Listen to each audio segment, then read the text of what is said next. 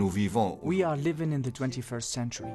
We cannot teach what has been written in the religious text 1,000 years ago. This leads to the training of a schizophrenic youth. They learn tradition in school and they learn it the classical way, as if it were 1,000 years ago.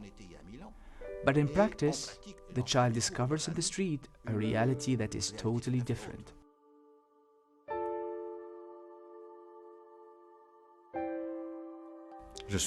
I'm Mohamed Charfi, law professor in Tunisia, and I'm interested in human rights.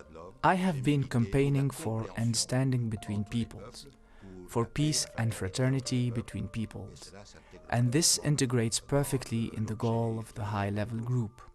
In Tunisia, for the last 50 years, we have adopted a code of personal status that suppresses polygamy, that suppresses repudiation, and we have done that not by rejecting Islam, but on the contrary, by reinterpreting Quranic texts. That is to say, the same texts allow adopting different ideas depending on the new economic, social, and cultural realities.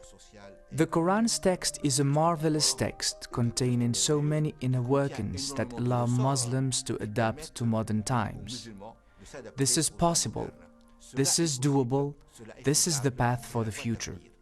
There are many lessons I can draw on from my experience as the Minister of Education in Tunisia.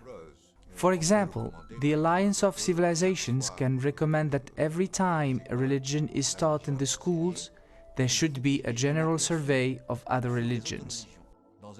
In an Islamic education manual in Tunisia, I think for a 12-year-old child, a genealogical tree is presented according to a legend.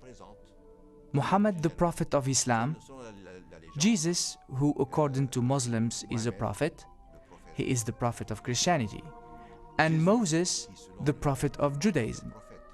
All three are descendants of the same ancestor, Abraham. The followers of these three religions are cousins. This can be a very positive idea. We have a comparative chart between the 10 commandments, which are common to Judaism and Christianity, and the corresponding Quranic verses. We find out that for the greater majority, for 8 or 9 out of 10, we have the same principles.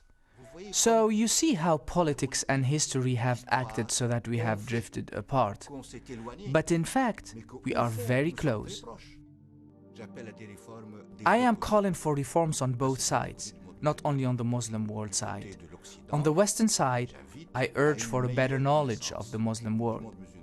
There are thinkers in the Islamic Arab civilization who have played a part in the history of ideas and who shouldn't be only known by the Muslim world.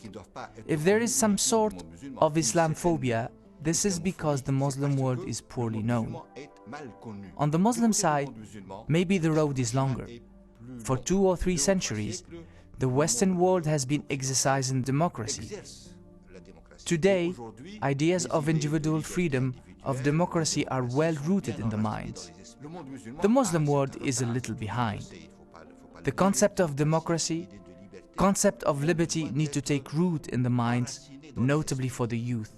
So we have reforms to make. We have reforms to make for more democracy, for more equality between sexes, so that the idea of equality between the sexes is admitted by everybody, digested, interiorized, accepted, and not just as lip service. Therefore, we have a few steps to take so that concepts of liberty, equality, and democracy are better shared in the world.